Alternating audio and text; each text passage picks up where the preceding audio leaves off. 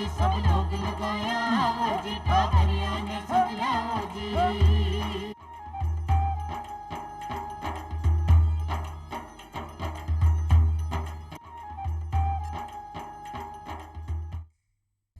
चौपाल देखने वाला सबला दर्शका ने राम राम सा। भाई आज की चौपाल में आपा चर्चा करने वाले हैं कि मौसम बदल रहे है और आयुर्वेद इमें कितनो कारगर सिद्ध हो सके हैं। आपने सबने पता है कि कोई सी भी ऋतु अगर परिवर्तित हुए है तो आपने शरीर पे सबसे पहले प्रभाव पड़े है।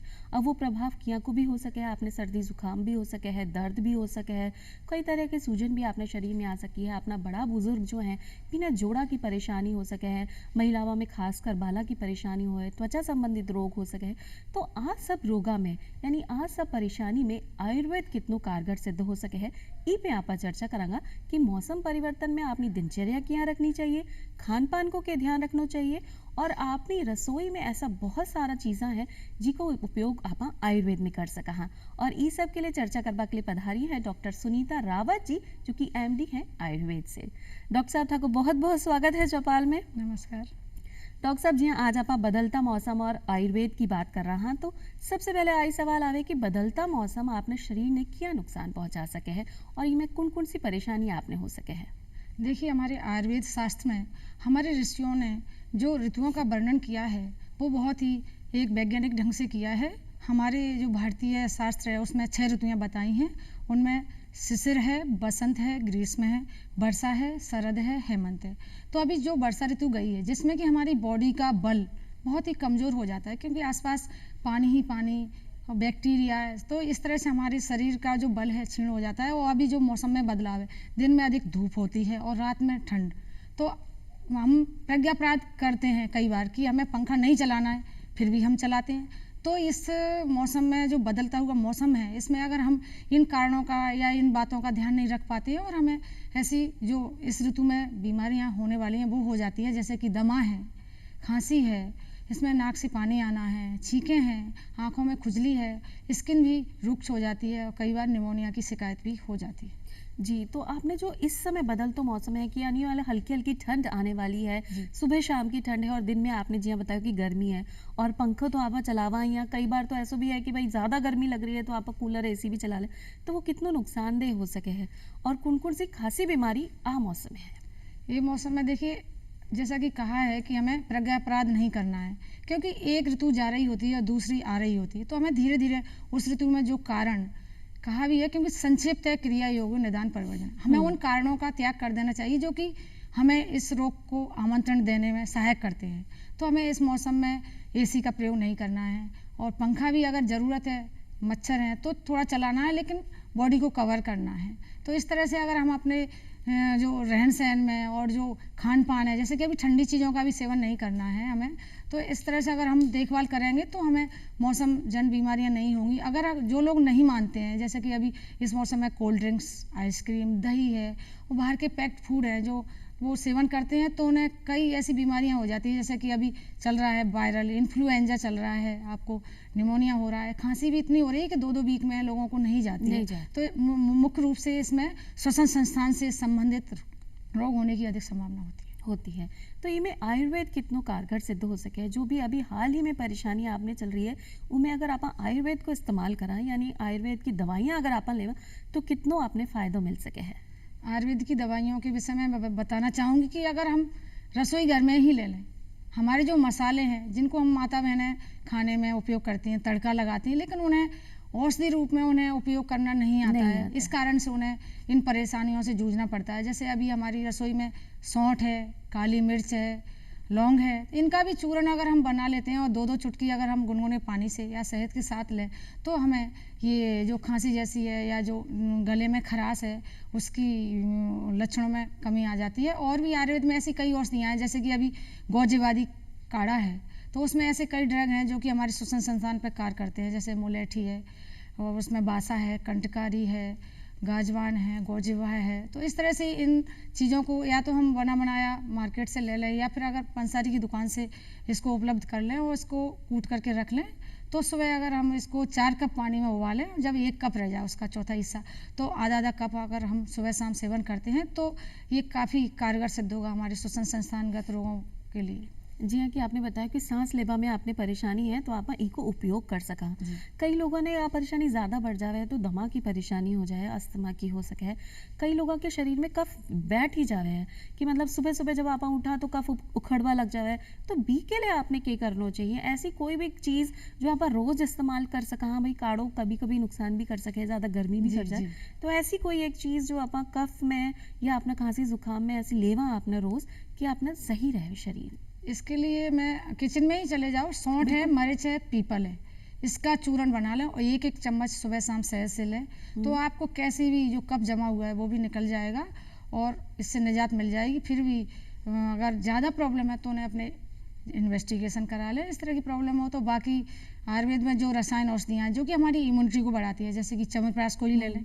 च्यवनप्राश में मुख्य घटक है इसका आंवला। आंवला हमारी संपूर्ण विटामिनों से भरपूर होता है। इसमें विटामिन सी और द्रव्यों की तुलना में 20 गुना अधिक होती है। आयरन भी होता है। तो स्वाभाविक है जो विटामिन सी है वो हमारी बॉडी में संक्रमण या इन्फेक्शन को रोकती है। तो इस तरह से हम उसको या आंवले को किसी चाहे तो चूर्ण के रूप में ले लें, चाहे च्यवनप्राश के रूप में लें, जरूर उपयोग करें। तो इससे आप जो आने वाली 5 ऋतुएं हैं, जो परेशानी आने वाली हैं, उनसे भी आपको निजात मिल जाएगी। जी। तो जी हाँ कि डॉक्टर साहब ने अभी बताया कि आंवलो अपना ई मौसम में बहुतायत में उपलब्ध हो जाएगा। बीने आप किया भी इस्तेमाल कर सका, अभी को मुरब्बू भी ले सका हाँ, या अचार चटनी बनाकर भी खा सका, या सूखा आंवला का इस्तेमाल कर सका हाँ, अचार कैंडी भी बना सका। लेकिन आंवला को आपने इतना इस्तेमाल करना है कि भाई आने वाली 5 ऋतुओं तक आप अपने शरीर में आंवला की जो भी कमी है, विटामिन सी की कमी बीने आप भरपूर मात्रा में अपने शरीर में संजो रहा, जिससे आने वाले समय में आपने कोई परेशानी नहीं हो। तो आंवलो तो मतलब एक तरह से बहुत ही ज़्यादा फायदे वाली चीज़ हो सके कि जिन्हें आप इस्तेमाल कर सका। आजकल जो चल रहा है वो बहुत अलग अलग तरह का बुखार चल रहा है। कोई कहता है वायरल हो गया है, कोई बोलो डेंगू हो गया है, या कोई आम बुखार हो गया, हाथ पैरा में दर्द हो जाए। तो ऐसा जो छोटा मोटा फ्लू चल रहा है, इनमें आपने के आयुर्वेद में करना चाहे? इसमें हम अपने घर में ही, जैसे मैंने अभी सौंठ मिर्च तो बताया, इसके अलावा चिरायता नाम की एक जड़ी बूटी आती है तो उसका भी काढ़ा हम इसमें ले सकते हैं। तो किसी भी तरह का, जैसे अभी सर्दी दे के आ रहा है, फ्लू है, तो उसमें काफ़ी कारगर होता है। इसका नाम है बादश्लेष्मिक ज्वरहर क्वाथ। जी। तो इसमें मुलेठी है, काली मिर्च है, सौंठ है, लौंग है, आपकी तुलसी का पंचांग है, आपके तालीस पत्र है, इसमें कंटकारी है, भारंगी है। तो ये 11 चीज़ें हैं। अगर इनको हम चूर्ण रूप में बनाकर रख लें और इसको हम काढ़े के रूप में सुबह शाम लें तो कैसा भी फ्लू हो, कैसा भी जो श्वसन संस्थान से संबंधित जकड़ाहट है या आपके दमा है, उसमें लाभ मिलेगा। जी। तो आप ई तरह को काढ़ो भी आप ले सका। ऐसी कहीं आपने दिनचर्या रखनी चाहिए जिससे कि आपने परेशानी होवे ही नहीं, कि भाई मौसम परिवर्तन को जो प्रभाव अपना शरीर पे पड़ रहा है वो नहीं पड़े। तो दिनचर्या में क्या बदलाव आपने करना चाहिए कि मौसम परिवर्तन के साथ साथ? दिनचर्या में मैं बताना चाहूँ कि हमारे आयुर्वेद के जो ऋषियों ने बड़े ही वैज्ञानिक ढंग से इसका वर्णन किया है कि जो सोने का समय है, उठने का समय है, एक उन्होंने निश्चित बनाए। पर आजकल हम लोग आधुनिक युग में इतना उसका नियमित पालन नहीं कर पाते हैं, तो उन्हें करना चाहिए मेरे हिसाब से। जैसे सुबह अर्ली मॉर्निंग में उठना है, आपको व्यायाम भी करना है, आपको सुबह उठते ही ऐसा नहीं है कि ठंडा पानी फ्रिज से ठंडा दूध निकाला, आपको सबसे पहले गुनगुना पानी पिएं। अगर गले में कफ है तो आप नमक डालकर गार्गल भी कर सकते हैं और एक चुटकी हल्दी और अदरक की गांठ को कूट करके अगर दूध में उबाल कर भी अपन सुबह लेते हैं तो इस तरह की जो आपने बताया कि सुबह सुबह कफ हो जाता है तो इस समस्या से भी हमें निजात मिल जाती है। जी। और सुबह सुबह जी हाँ, आप बता रहे हो कि सुबह आपने जल्दी उठना चाहिए और रात को भी जल्दी सो जाना चाहिए, तो इससे भी आपने शरीर पे कोई प्रभाव पड़ा है, कोई फ़ायदा हुआ है जल्दी उठवा को? बिल्कुल फ़ायदा है इसमें, क्योंकि जो हार्मोन्स हमें सुबह के टाइम में मिलने चाहिए, जो कि हमारी बॉडी में काम करते हैं, तो हम सोए रहते हैं तो हम उन हार्मोन्स के सीक्रेशन तो होता है लेकिन थोड़ी मात्रा में होगा, तो हमें पूरा लाभ लेने के लिए हमें टाइम पर उठना है और सुबह की मॉर्निंग धूप भी हमें ज़रूर सेवन करनी है, क्योंकि ये प्रकृति का उपहार है। अगर हम सोते रहेंगे तो जो सूर्य की लाल रश्मियाँ हैं, किरणें हैं, जो कि हमें हृदय रोग से भी बचाती हैं, ऐसा हमारे आयुर्वेद शास्त्र में बताया गया है।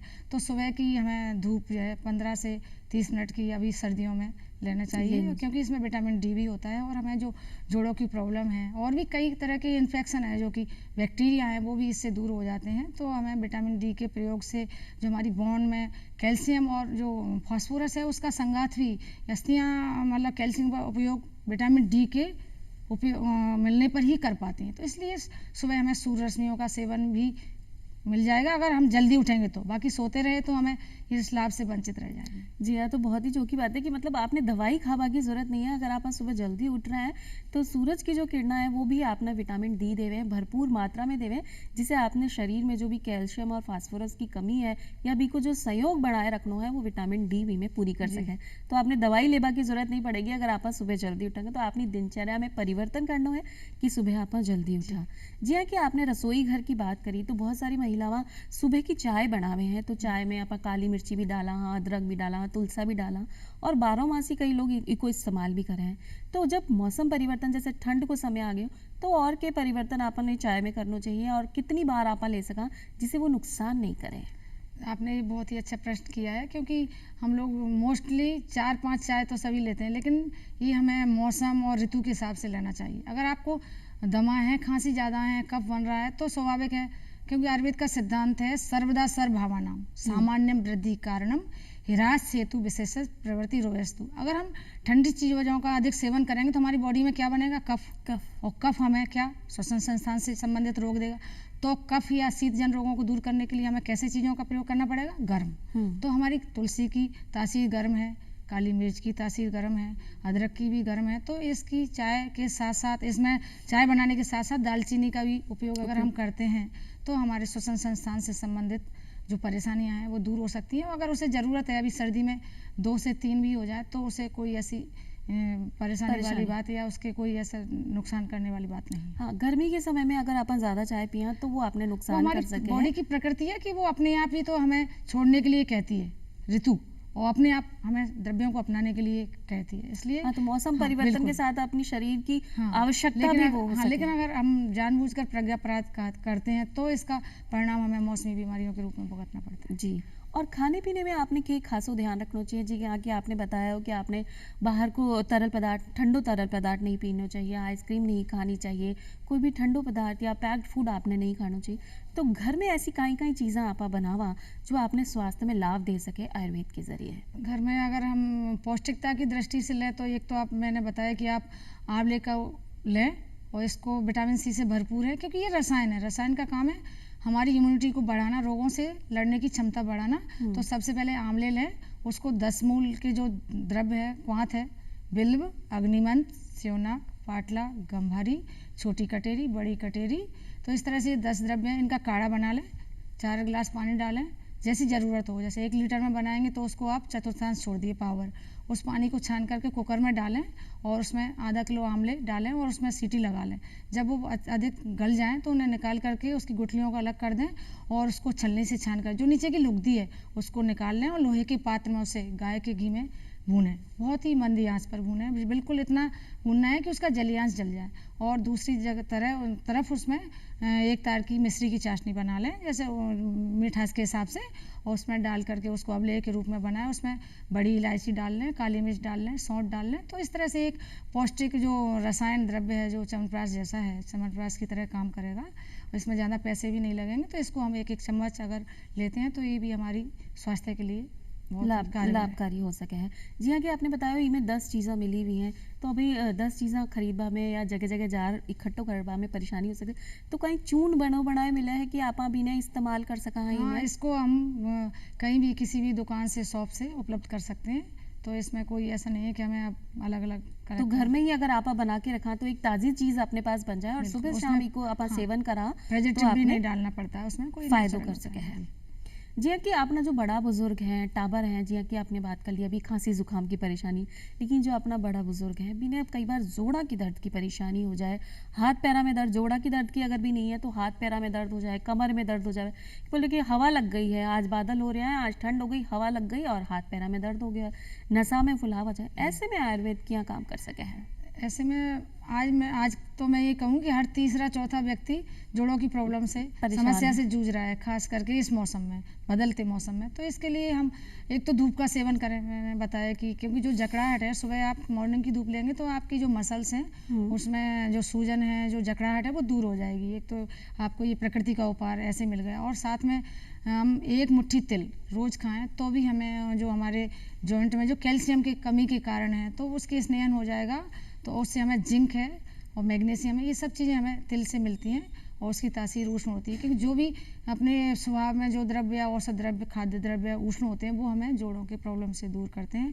और इसमें 10 मूल काढ़े को भी हम ले सकते हैं। जो 10 चीज़ें मैंने अभी पहले ही बताई हैं उनको बना करके काढ़े के रूप में लें तो आपको इससे जोड़ों की प्रॉब्लम से निजात हो जाएगी। उसी काढ़े से अगर हम तेल को सिद्ध कर लें, मतलब उस काढ़े को और तिल के तेल को पकाएं और उसके जलियांश को सुखा दें, उसको एक शीशी में भर के रख लें और अपने जॉइंट पेन पर लगाएं और धूप का सेक करें तो आपको कभी भी जॉइंट प्रॉब्लम नहीं होगी। जिन्हें अभी शुरुआत नहीं हुई है या वो उम्र में जा रहे हैं तो भी ई तेल को इस्तेमाल आप कर सका।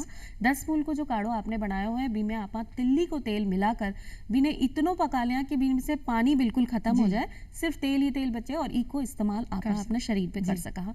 और बी के बाद अगर आप धूप भी सेका है तो आपने जोड़ा का दर्द की परेशानी खत्म हो जाए।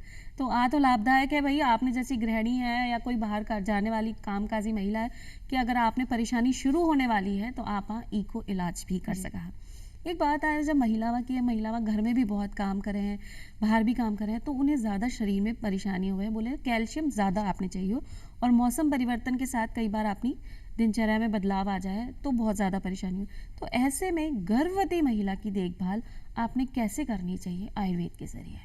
देखिए, गर्भवती महिला क्योंकि उसमें एक जीव पल रहा होता है तो वो अपनी माता से भी न्यूट्रिशन प्राप्त करता है और गर्भ के जो बच्चा है उसका भी हेल्थ का ध्यान रखना है। तो हम उसे ज़्यादा हाई एंटीबायोटिक या दवाइयाँ नहीं दे सकते, तो उसे हम घर के ही द्वारा, घर में जो चीज़ें उपलब्ध हैं रसोई घर में उसके द्वारा ही उसको मैनेज कर सकते हैं। जैसे अब जॉइंट प्रॉब्लम है अगर इस तरह की है तो आप दूध का सेवन करें, क्योंकि मोस्ट महिलाएं दूध का सेवन नहीं करती हैं।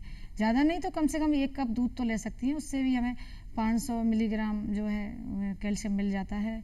मुनक्का है और पिंड खजूर है, तो इससे हम उसकी इम्यूनिटी को बढ़ा सकते हैं। और इस तरह की जो परेशानियाँ उसको गर्भावस्था के दौरान हो जाती हैं, खून की कमी है, तो ये आप डॉक्टर साहब एक भ्रांति आवे है बीच में कि सब लोग बोले हैं कि भाई दूध पीबा से कफ बने हैं, तो आप दूध को सेवन ही आपने आयुर्वेद में बताया जाए कि दूध पीना ज़्यादा ज़रूरी है।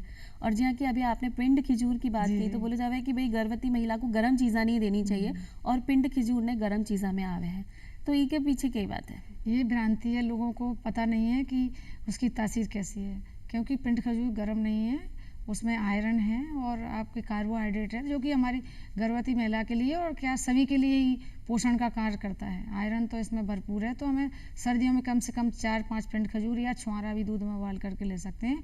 और दूध कब बनाता है ऐसा बिल्कुल नहीं है, अगर हम उसको फीका भी सेवन करें और मलाई निकाल के करें तो नहीं करता है। उसमें सारे ही जो कंटेंट हैं जो कि पौष्टिक हैं, जैसे कि विटामिन सी भी है, कैल्शियम है, डी है, तो दूध को तो एक संपूर्ण आहार कहा है। तो ऐसा नहीं है, ये भ्रांति है कि कब बनता है, लेकिन लोग लेने से कतराते हैं भाई कि यानी दूध लेबा को तरीको सही होना चाहिए। अगर आप फीको दूध ले रहे हैं तो वो आपने कफ नहीं बनाएगा और भी की मलाई भी हटार अगर आप ले भी में हल्दी मिलार लेवा तो वो आपने फायदो कर सके। कहा भी है क्षीर जीवनी नाम, क्षीर जीवन है, जीवनी तत्व माने विटामिन से भरपूर है, इसलिए दूध तो हमें सभी को रोज लेना चाहिए। और जी हाँ, जब आप मौसम परिवर्तन की बात करें तो सब ने परेशानी हुई है, चाहे बड़ा हो छोटा हो या फिर महिला हो, सबकी त्वचा में बहुत ज़्यादा खिंचाव आने लग जाए, बहुत सूखी सूखी दरदरी से आपने महसूस हुए। तो आप ऐसी के चीज़ें खावा जिससे आपने त्वचा में नमी बनी रहे या अपने शरीर में से जो तेल की कमी नहीं हो? मैं इसके लिए आपको बताना चाहूँगी अपनी वो खान पान वाली बात। जैसे अपन बाहरी प्रोडक्ट यूज करते हैं वो एक क्षणिक दिखावे के लिए होते हैं। हमें जो घर की नेचुरल चीज़ें हैं, जैसे लेप है, लेप को ही ले लें, शाम को जो लाल मसूर की दाल आती है उसको गला दें और सुबह उसको कच्चे दूध में पीस करके उसमें गुलाब जल डालें, ग्लिसरीन डालें, उसका फेस पैक बनाएं। और साथ ही अगर आपके हाथ पर ज़्यादा ही ड्राई हैं, सूखे हैं, तो खाने में विटामिन डी या स्नेहन जैसे घृत का सेवन करें। तिल्ली का तेल है उसको भी अगर हम मालिश करते हैं तो वो बहुत ही फ़ायदेमंद होती है। तो इससे स्किन की जो रुक्षता है वो दूर हो जाती है। और सबसे श्रेष्ठ माना गया है सर्दियों में तिल्ली का तेल सेवन। सर्दी के समय आपने तिल्ली को तेल को इस्तेमाल भी करना चाहिए। आप खावा में भी ले सका और शरीर पे लगावा में भी ले सका, दोनों तरह से अपने फायदे कर सके। बोले जावे कि आयुर्वेद में गर्म पानी को बहुत महत्व है कि अगर आप सुबह गर्म पानी पीवा या कोई अपना भोजन के बाद भी अगर आप गर्म पानी पीवा तो अपना खाना पचावा में आपने सहायक सिद्ध हुए। तो आ कहाँ तक सही है? ये आपने बहुत ही वैज्ञानिक क्वेश्चन किया है, क्योंकि हमारी जो अग्नि है उधर की जो भोजन पचाने वाली है, इसमें हम अगर हम गर्म भोजन खाते हैं, अगर इसके बाद हम फ्रिज की जो ठंडा पानी है सेवन कर लेंगे तो हमारी अग्नि मंद पड़ जाती है, पचाने की क्रिया कम हो जाती है। इसलिए हमें गर्म पानी का बहुत ही महत्व है और सुबह किसी भी ऋतु में आपको गर्म पानी का सुबह प्रयोग करना चाहिए, चाहे वो शहद डाल के करें, चाहे नींबू डाल के करें, जैसी भी आपकी स्वाद अनुसार आप, क्योंकि कई लोग अवॉइड करते हैं गर्म पानी पीने के। हाँ, क्योंकि पानी उबालवा के बाद भी कुछ स्वाद में परिवर्तन आ जावे है तो पियो नहीं जावे है जी। और गर्म पानी अगर आप ज़्यादा सेवन करा तो ऐसा लगे कि आपने गला में खराश हो गई है, तो डॉक्टर साहब वो को क्या करना है, फिर आपने कहीं करना चाहिए? ठंडा पानी पीने के बाद तो खराश हो जाती है, लेकिन गर्म पानी, ज़्यादा गर्म पानी पीने से शरीर में गर्म- खुश्की नहीं हो जावे, गला में खुश्की नहीं होवे? नहीं, मौसम के अनुसार अगर सर्दियों का मौसम है तो सुबह आपको गर्म पानी लेना है। और अभी तो ऐसी ऋतु चल रही है कि हम शायद इस कोरोना काल से मोस्टली लोग 90% ही गर्म पानी का यूज गर्म कर रहे हैं, पानी। जो लोग जानते हैं, क्योंकि हमें इससे बचना है।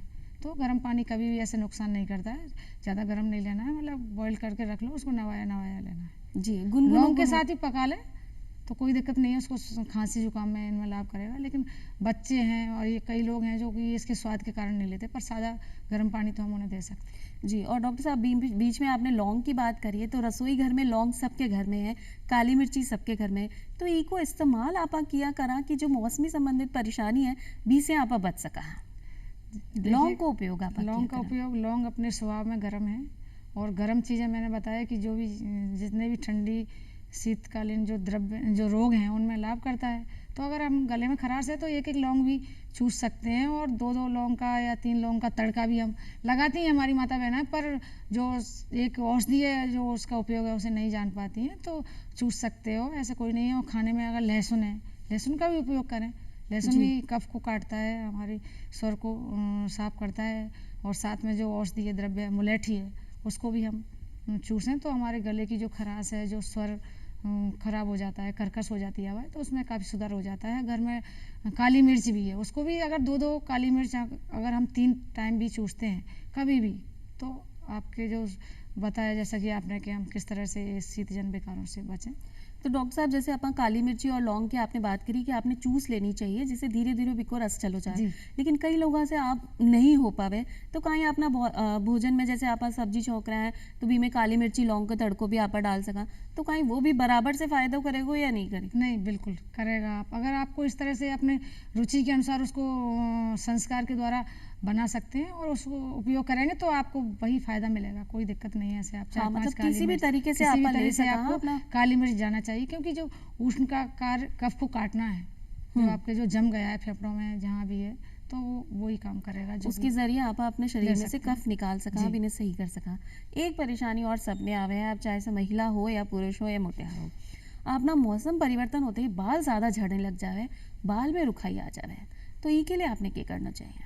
जैसा कि अभी आजकल जो सौंदर्य प्रसाधन द्रव्य चल रहे हैं, मैं तो सबसे पहले कहूँ लाइफ स्टाइल, जैसे लोग लेट जगते हैं, न्यूट्रिशन नहीं लेते हैं, तो इसका एक कारण ये भी है। और मौसम बदलाव तो है ही है, जब जब मौसम में बदलाव आता है तो हमारी बॉडी की जो शारीरिक क्रिया है वो भी प्रभावित होती हैं कहीं ना कहीं। अगर गर्मी आई है तो भी बाल गिरेंगे, तो लेकिन धीरे धीरे जब हम खान पान के द्वारा उसे को मैनेज करते हैं, जो नेचुरल चीज़ें अपनाते हैं, तो बाल भी रुक जाते हैं, ऐसा नहीं है। क्योंकि उसमें इसके लिए हमें कैरोटीन वाले द्रव्य जैसे गाजर है, आंवला है, भृंगराज है, इसको अपनाना चाहिए और नेचुरल चीज़ों से ही अपने बालों का प्रक्षालन करना चाहिए। जैसे त्रिफला क्वाथ है, हरड़, बहेड़ा, आंवला, इसका चूरन बना करके रख लें और इसको शाम को भिगो दें और सुबह उबाल कर इससे अगर बालों को धोते हैं, वीक में 2 बार भी धोंगे तो भी इसको आपको लाभ मिलेगा और आपके बाल गिरने से बच जाएंगे। कई लोग कलर करते हैं, मेरे हिसाब से कलर नहीं करना चाहिए, क्योंकि उसके भी साइड इफेक्ट हैं। बाल तो गिरते ही हैं, लेकिन अपने जो आईब्रो और भी स्किन के जो हेयर हैं वो भी वाइट होने लगते हैं। तो जहाँ तक है अपने को नेचुरल चीज़ों का उपयोग करना चाहिए, जैसे मेहंदी लोग लगाते हैं, बस थोड़ी सी मेहनत की जरूरत है, लेकिन अगर आप आयुर्वेद ने अपना जीवन में अपना लिया तो अपनी बहुत सारी परेशानी दूर हो जावे, जो कि रोजमर्रा की अपनी परेशानी हो गए। ऐसे बोलो जावे कि भाई आयुर्वेद की जब आप दवाई ले रहे हैं तो ज़्यादा तेल, घी, हींग, मिर्ची आ सब चीज़ा ने बंद करने चाहिए, तो आ सब चीज़ गलत है या इको इस्तेमाल कम करना चाहिए? नहीं, ये इसके पीछे कई कारण है कि जो हमारी जड़ी बूटियाँ हैं वो परहेज मांगती हैं थोड़ा, तो ऐसा नहीं है बिल्कुल बंद नहीं करना है। लेकिन जब हमें बताया है कि दही हमें नुकसान कर रहा है, जोड़ों का दर्द बढ़ा रहा है, तो हमें दही नहीं लेना है। और ऊपर से हम जो दवाइयाँ दे रहे हैं गर्म, तो ये विपरीत हो जाता है। इसलिए थोड़ा सा तेज मिर्च मसाले और जो मैदा से बने हुए पदार्थ हैं, पैक्ड फूड हैं, इनको अवॉइड करने के लिए कहते हैं। बाकी आप साधारण भोजन ले सकते हो, हरी सब्जियां ले सकते हो। तो ऐसा कुछ वैसे भी नहीं है, सर्दी अपना का परहेज। मौसम जब आवे है तो बहुत सारी सब्जी ऐसी आवे हैं आपने कि आपने फायदो ही करे और आपने मसाला जो है बी को अगर आप सही सही उपयोग करा तो बी से भी सही रहा। जी। डॉक्टर साहब थे आया और आयुर्वेद के बारे में जानकारी दी और मौसम परिवर्तन में जो परेशानी है बी में आयुर्वेद क्या कारगर सिद्ध हो था को बहुत बहुत धन्यवाद देना चाहा और आज मैं चाला फिर मिलांगा एक नई जानकारी के साथ। तब तक के लिए राम राम सा।